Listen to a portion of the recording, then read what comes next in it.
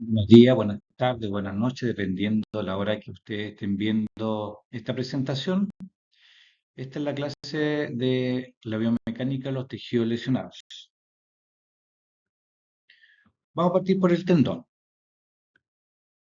El tendón puede lesionarse a partir del propio tendón, que son las tendinopatías o tendinosis, y en la periferia del tendón, llámese en el paratendón, en la bolsa sinovial, en la vaina sinovial.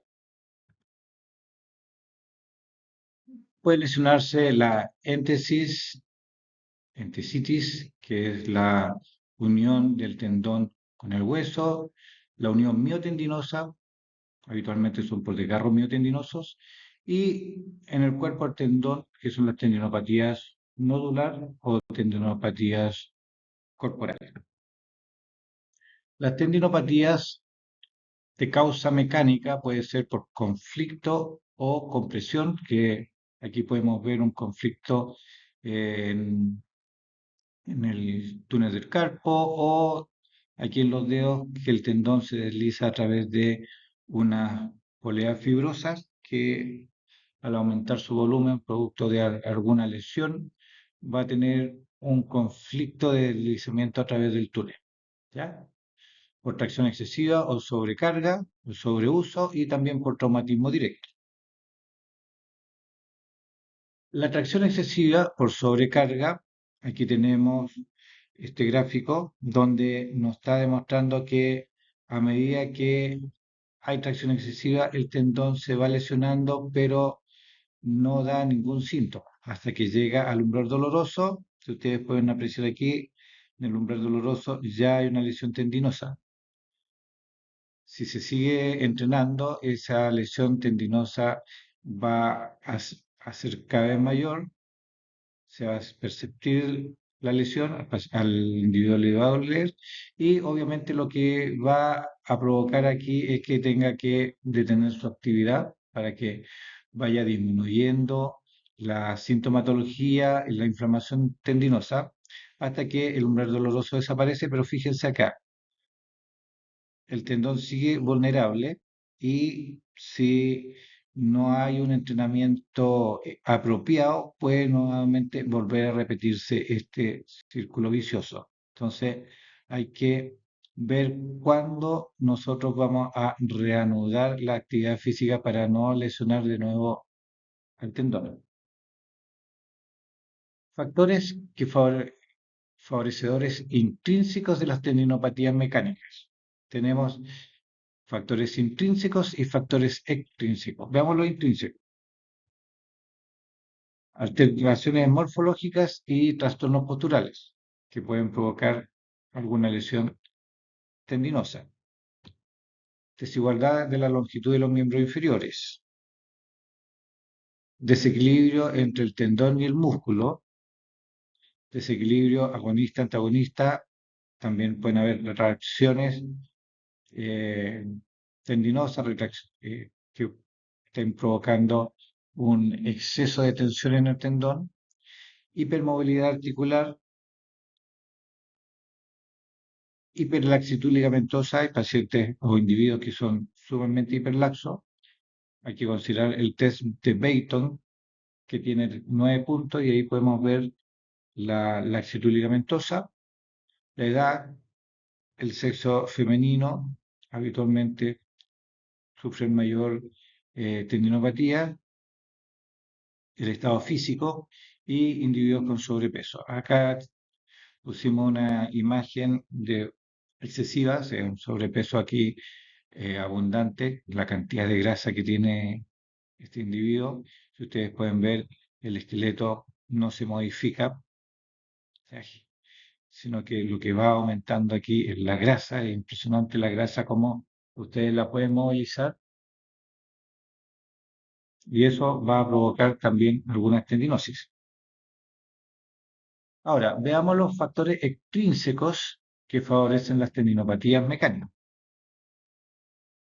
Entre los factores extrínsecos tenemos error del entrenamiento, se ve mucho en los gimnasios, material, por ejemplo, un calzado deficiente, una raqueta que tenga las cuerdas sueltas, ya va a provocar mucha tensión en el codo.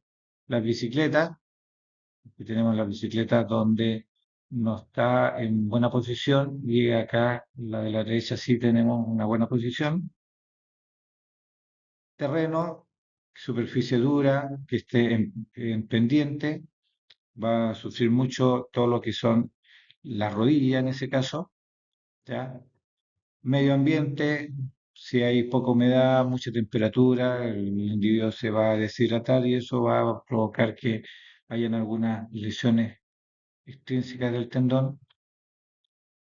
Traumatismo, por ejemplo, en el fútbol se ve mucho cuando se hace un disparo de la pelota y estos son bloqueados, ya va a provocar traumatismos, ya, o también caídas y reglamentos inadecuados con competiciones excesivas también nos va a provocar eh, lesiones tendinosas.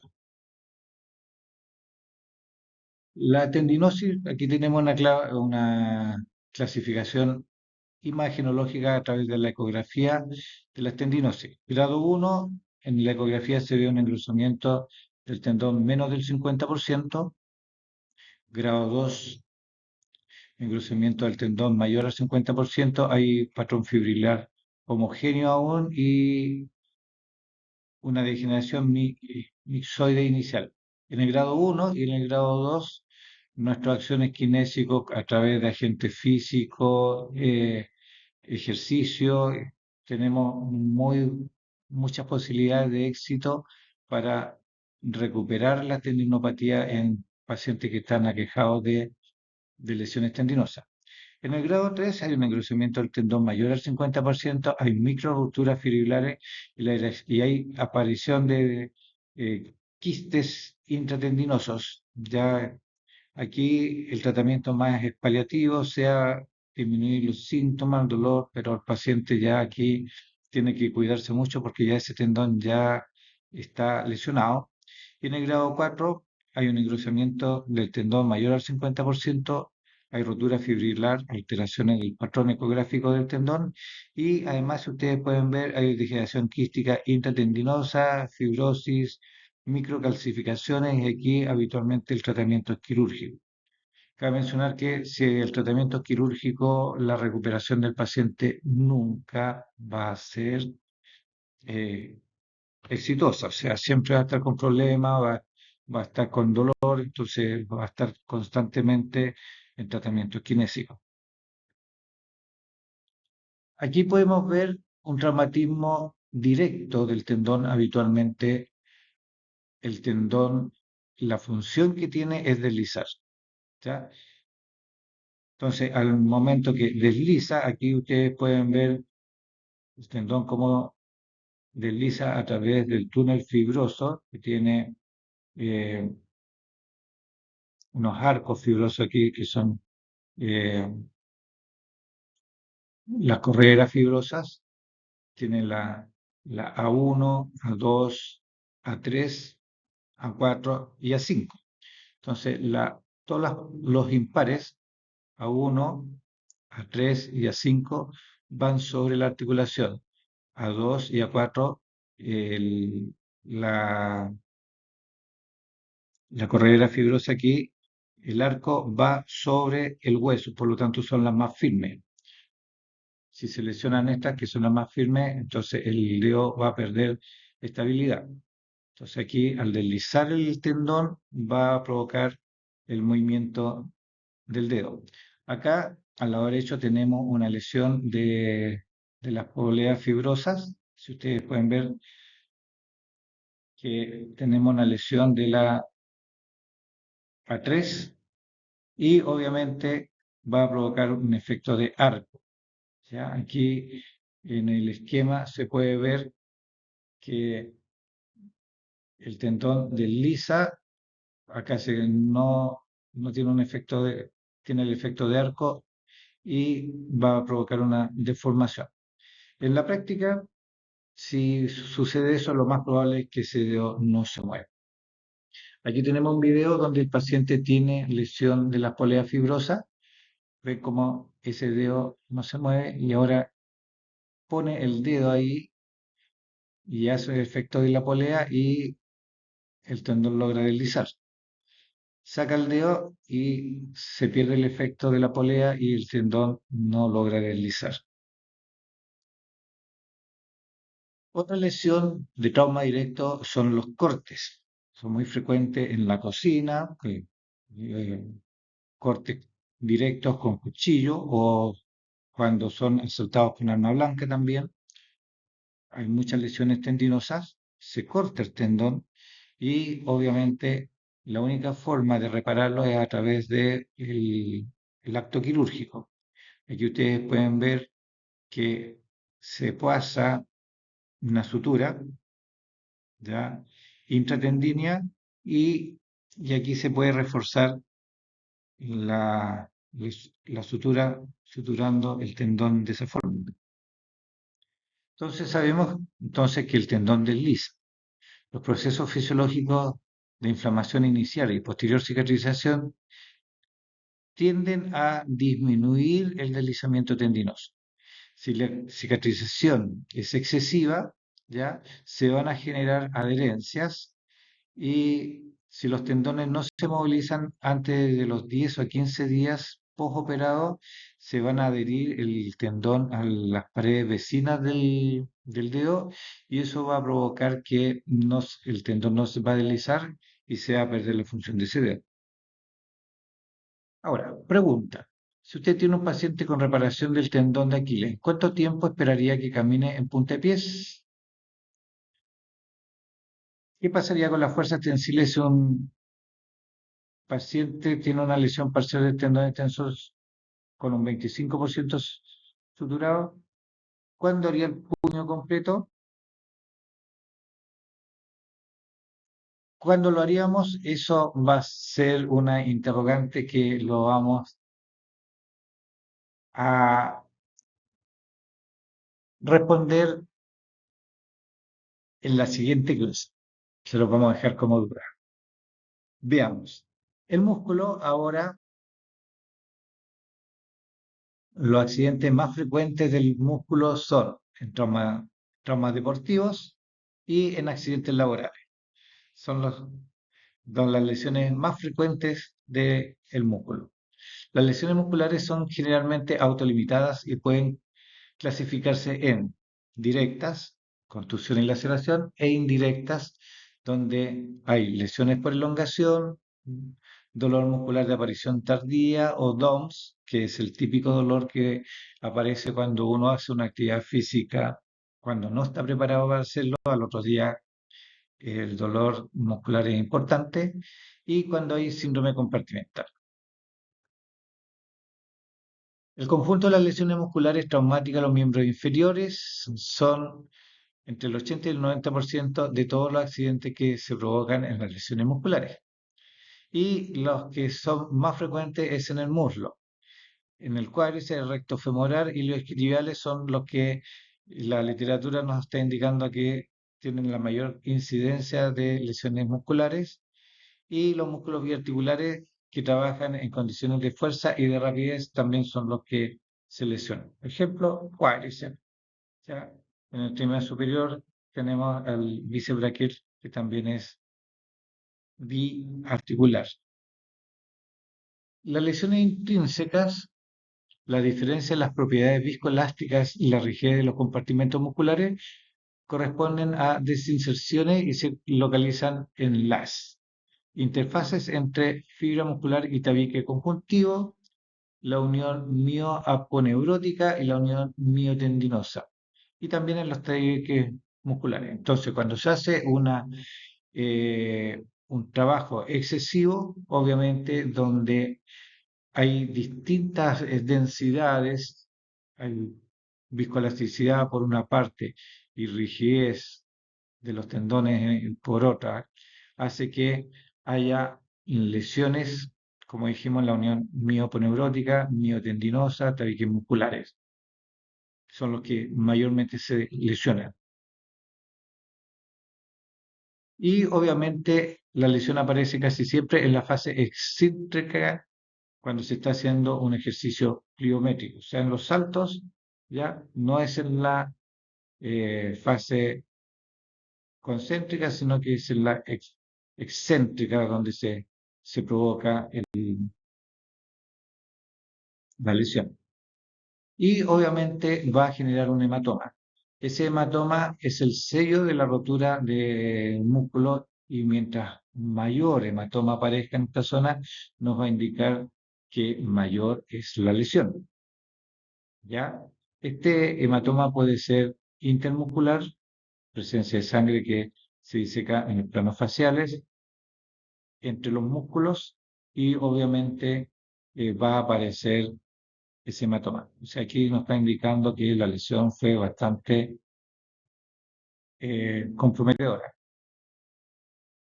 Tipo de lesión, tenemos ahora las lesiones extrínsecas, perdón, ya, donde hay una compresión del músculo por un trauma directo. Entonces, habitualmente en la parte deportiva, cuando se va a bloquear al jugador, aquí se le puso la rodilla, el cuádriceps, y resulta del choque de la masa muscular, ¿ya? Contra el hueso y la superficie dura que le provocó el golpe. Entonces, aquí el tendón hace como, perdón, el músculo hace como un efecto de sándwich y se ve lesionado por el hueso por su parte y la superficie dura por la contusión y de esa forma se provoca la rotura. También hay por laceraciones musculares, resulta en lesión de heridas penetrantes y se dan con mayor frecuencia en politraumatizados, accidentes automovilísticos, eh, en fin, donde van a haber heridas penetrantes sobre el músculo. Las lesiones intrínsecas, por su parte, tenemos la más frecuente que es por estiramiento, cuando el individuo, por ejemplo, hace un movimiento brusco para evitar una caída, hay una fuerza tensil superior a la resistencia del tejido y cuando éste está en una contracción activa, ya contracción concéntrica, va a provocar una tracción, ya que va a generar que esa contracción concéntrica va a traccionar la zona, que puede ser excéntrica también, y la fuerza y la velocidad con que se aplica la tensión va a provocar la rotura de las fibras musculares. Y aquí vamos a tener las lesiones intrínsecas ya 3 grados. Grado 1, distensión muscular, ocurre cuando el músculo es elongado hasta su límite máximo. Entonces va a haber un dolor severo sin determinar en un punto preciso de mayor sensibilidad y clínicamente es indistinguible a un calambre muscular. ¿Ya? Hay rotura de muy pocas fibras musculares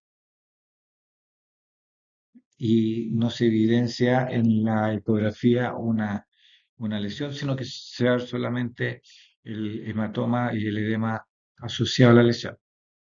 En el grado 2 ya la lesión es más extensa que en el grado músculo, que el grado 1.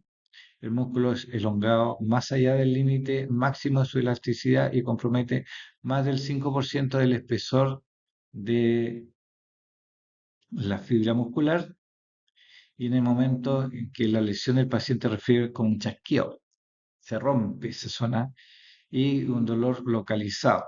Y también, si ustedes ven, aparece el hematoma, que es típico de ya la lesión de grado 2. Hematoma, ¿por qué? Porque al romperse el tejido aparece, hay rotura y se rompen vasos sanguíneos, sangre al intersticio y eso va a provocar el hematoma.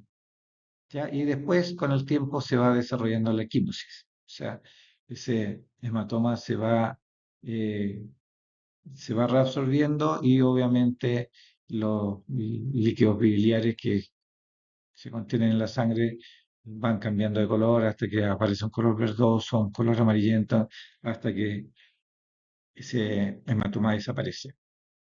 El desgarro Grado 3 es un desgarro completo, una rotura completa del músculo, compromete el vientre muscular completo y con una separación completa de los cabos por retracción de estos y se interpone el hematoma.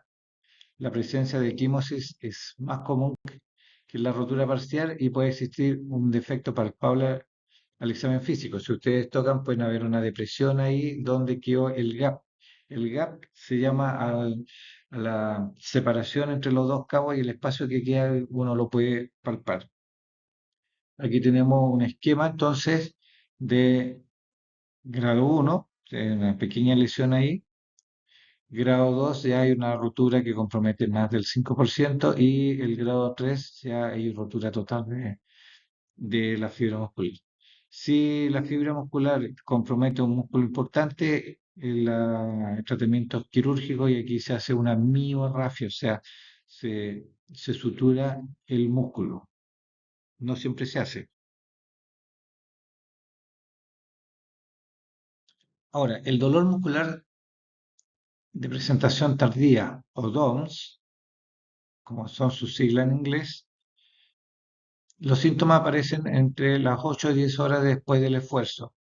El pic entre las 24 y 48 horas producto del esfuerzo físico y desaparece más o menos entre los 3 a 4 días. Y es esa desorganización que se provoca en la fibra muscular cuando se hace un entrenamiento intenso donde no se está preparado para eso y que generalmente va a generar dolor a los 2 o 3 días, al día siguiente, perdón, hasta 2 o 3 días después de haber hecho ese ejercicio. Se provoca inflamación en esa zona y que desaparece rápidamente.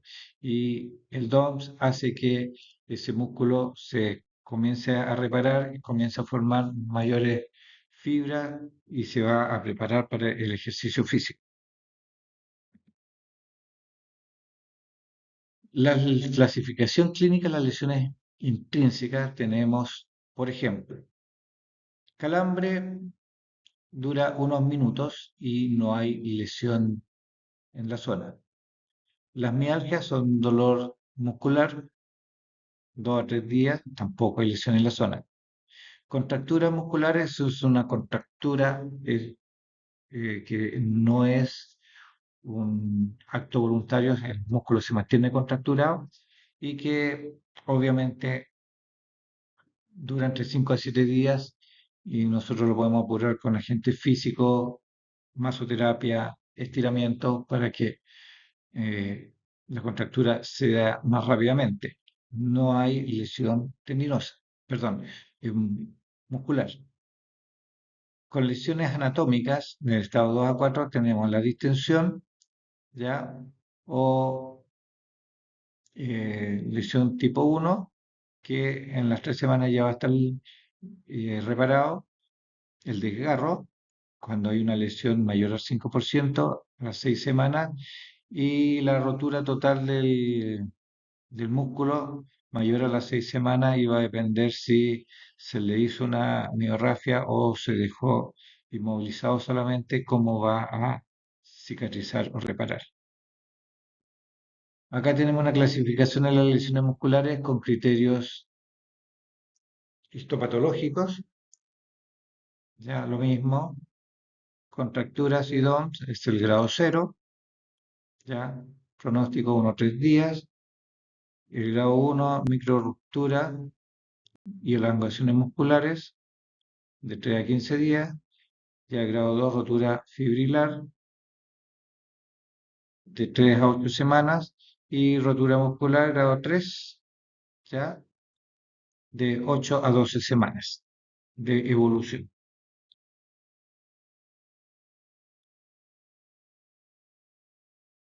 Aquí tenemos lo mismo, pero clasificación de las lesiones musculares según las imágenes. La forma de hacer las imágenes puede ser por resonancia o por ecografía. Las radiografías no nos van a dar información porque las radiografías solamente dan las lesiones óseas, entonces la ecografía y la resonancia nos van a dar el tipo de lesión que tiene. Ya lo más accesible son las ecografías musculares, son mucho más baratas que la resonancia, y lo mismo, grado cero, contractura o DOMS, donde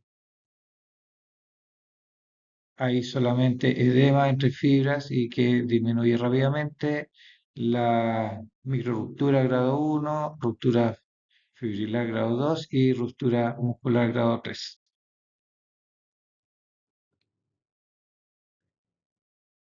¿Cuál es la forma de prevenir las lesiones musculares? Son evitar o reducir al mínimo las lesiones musculares intrínsecas.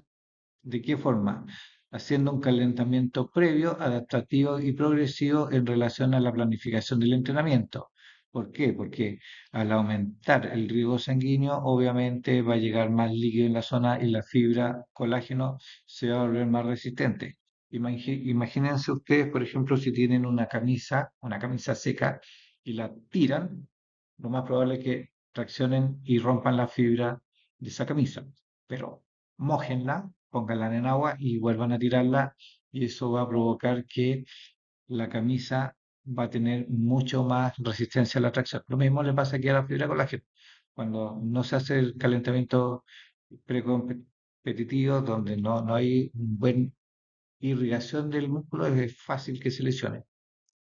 Entonces, la preparación muscular eficiente, trabajar agonista y antagonista, esto es importante, una correcta hidratación para de esa forma evitar las lesiones, programación óptima del entrenamiento y un retorno progresivo al campo del entrenamiento, sobre todo si ha sido lesionado.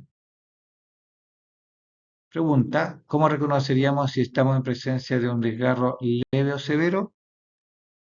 Respuesta, la presencia del hematoma.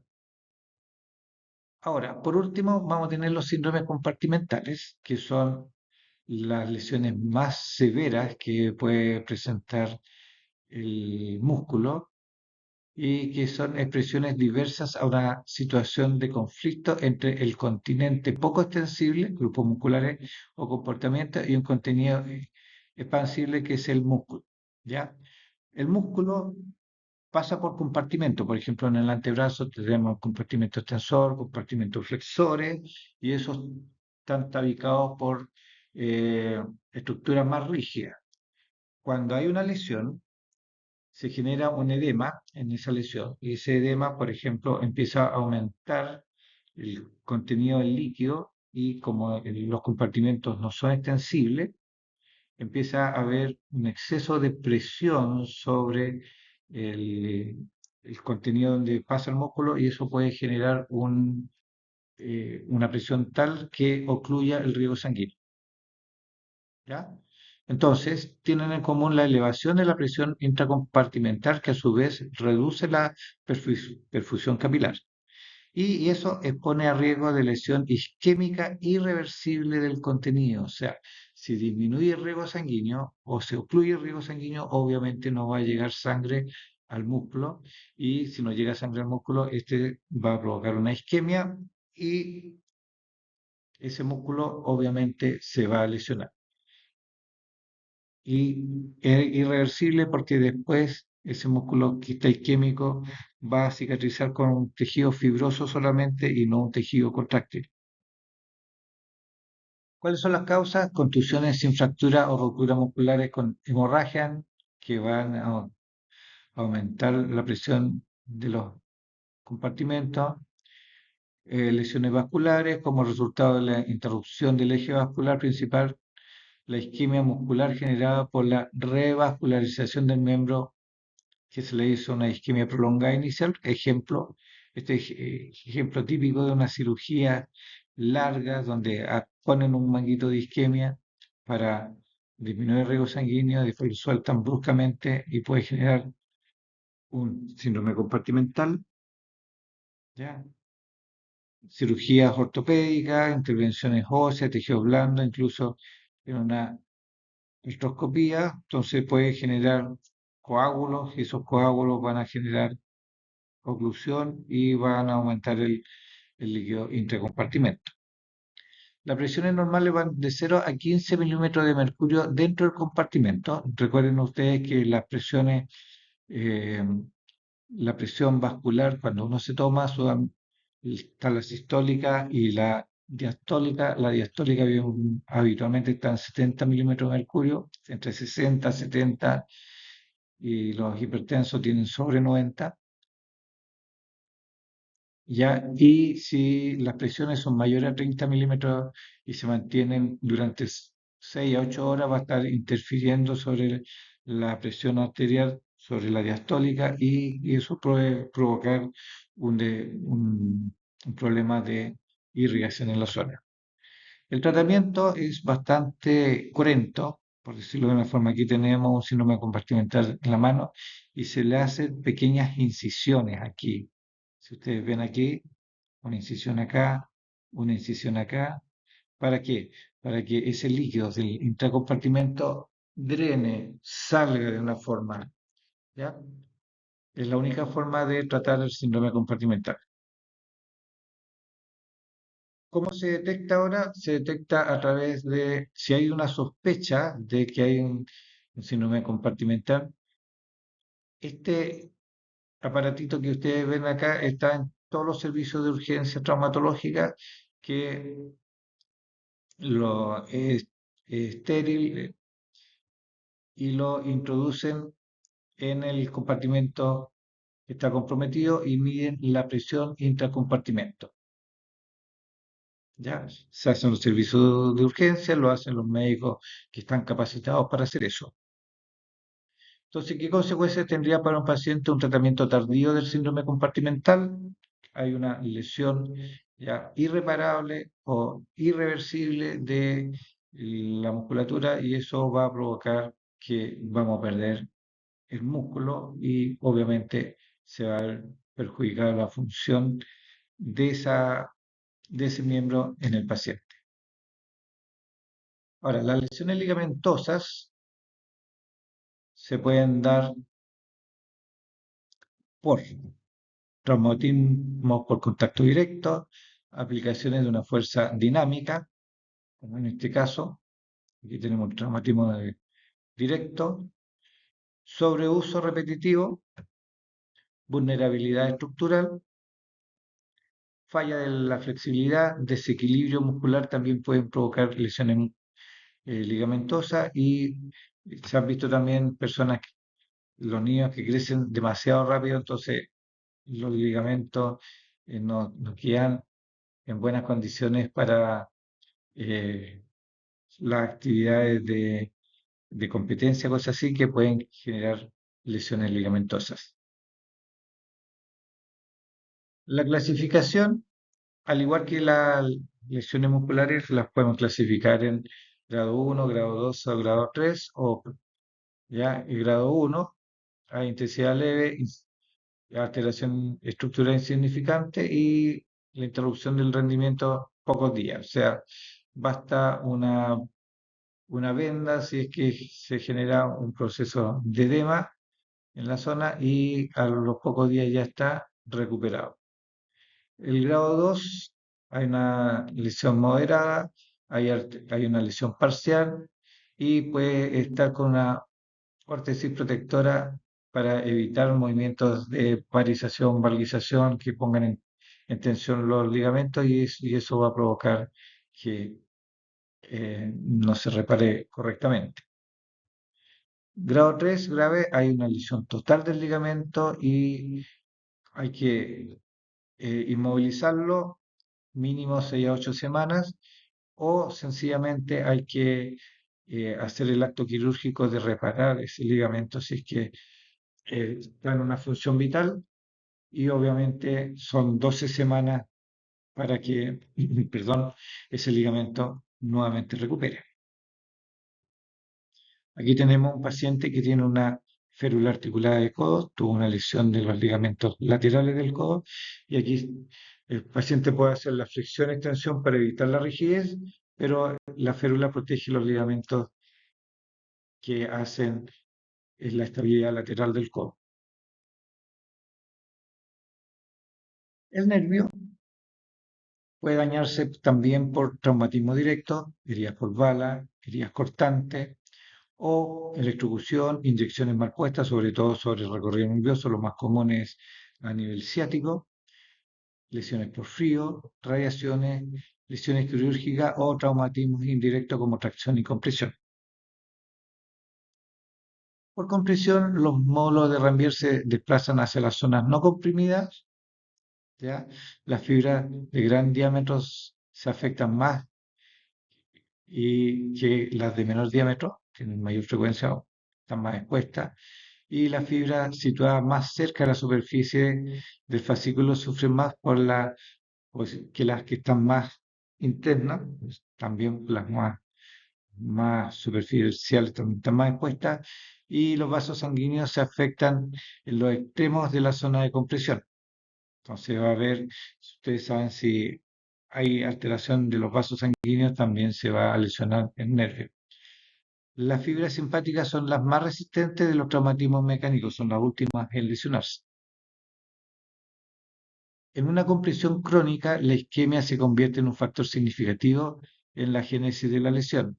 Y esta isquemia entonces va a provocar que ese nervio se lesione, y si se lesiona va a provocar edema, y ese edema también puede haber hemorragia, y obviamente cuando ese edema se va a organizar, se va a empezar a aparecer fibrosis y adherencias en el nervio lesionado.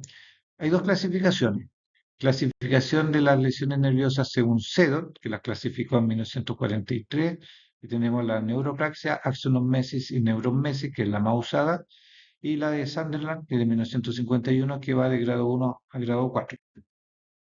Aquí tenemos el nervio en cuestión, ¿ya? Y si ustedes ven, vamos haciendo pequeños cortes, y aquí en la parte más íntima tenemos el axón, que está envuelto con su mielina y viaja a través del túnel fibroso que es el endonebro. Ya lo vimos en clases pasadas. Ya, una cantidad de axones acá están envueltos por el perinebro y forman fascículos. Y ahora acá varios fascículos están envueltos por el epinebro y va a formar el nervio. Y la parte más externa es donde pasa el nervio y, y se envuelve por una membrana que se llama el mesonebro, que evita que el nervio se friccione con los órganos o músculos adyacentes para evitar lesiones en ese nervio. Cuando hay una lesión grado 1, ya lo que se lesiona solamente es la mielina. Ustedes pueden ver aquí una lesión de la mielina y el axón se mantiene indemne. Por lo tanto, va a haber una alteración de la conducción nerviosa por lesión de la mielina, y son las células de Schwann las encargadas de recuperar esa mielina. En el grado 2 se lesiona la mielina y se lesiona el axón, pero se mantiene el endonebro intacto, por lo tanto, se mantiene el tubo por donde ese nervio va a empezar a regenerar. Grado 3 ya se lesiona la mielina, el axón, y también se lesiona el endonebro, como aparece acá. El grado 4 se lesiona la mielina, el axón, el endonebro y el perinebro, ¿ya? Por lo tanto, esta es una de las más graves porque el nervio sigue en continuidad, pero no adentro está todo el fascículo lesionado, y va a depender de la capacidad que tenga el nervio en recuperar. Lo más probable es que no recupere y que aquí se forme un tejido cicatrizal. Y el grado 5 se corta todo el nervio, ¿ya? Si no hay un acto quirúrgico que lo repare, ese nervio ya se perdió.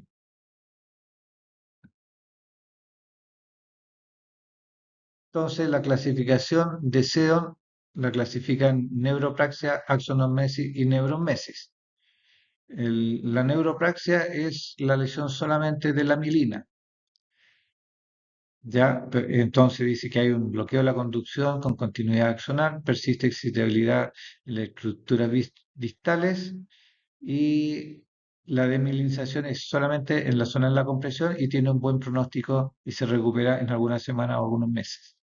El grado 2 de la axonomesis pérdida la continuidad axonal a la altura de la lesión con integridad de los tubos endoneurales, existe degeneración valeriana ya y la recuperación depende de la regeneración de nuevos axones hasta su órgano diana o los tubos que sirven de guía. Y el grado 3 la neuromesis, entonces aquí compromete el-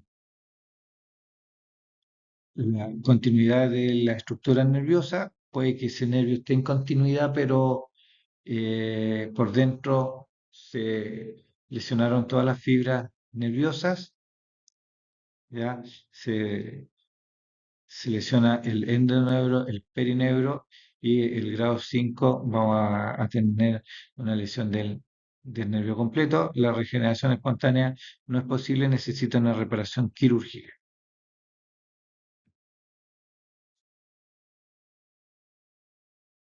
¿Ya? Entonces, el grado uno aquí hay otra clasificación donde dice que el grado uno es la neuropraxia, grado uno de Sunderland, grado 2 es una axonomesis de Seddon.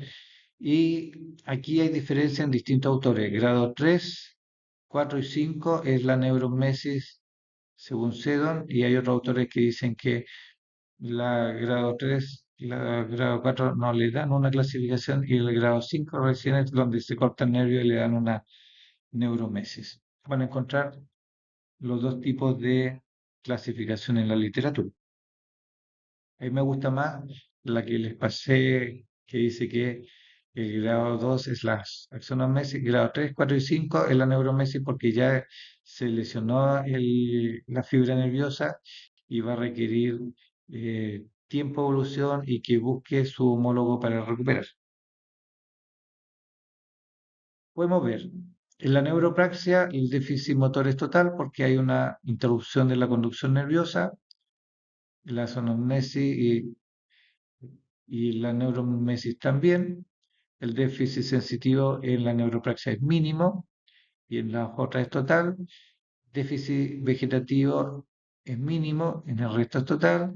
La respuesta a la fagocización, que vamos a ver, lo vamos a ver en segundo año eso, hay en la neuropraxia hay respuesta a la fagocización, en los otros no. Y en la degeneración valeriana, en la neuropraxia no hay degeneración valeriana y en el resto sí hay degeneración valeriana. Por lo tanto, la neuropraxia es la más benigna y que tiene una recuperación espontánea. Las otras, la recuperación va a depender del grado de lesión que tenga. Y eso es todo lo que vamos a ver hasta el momento. Y en la tercera clase vamos a ver cómo se reparan esas lesiones. Que estén muy bien.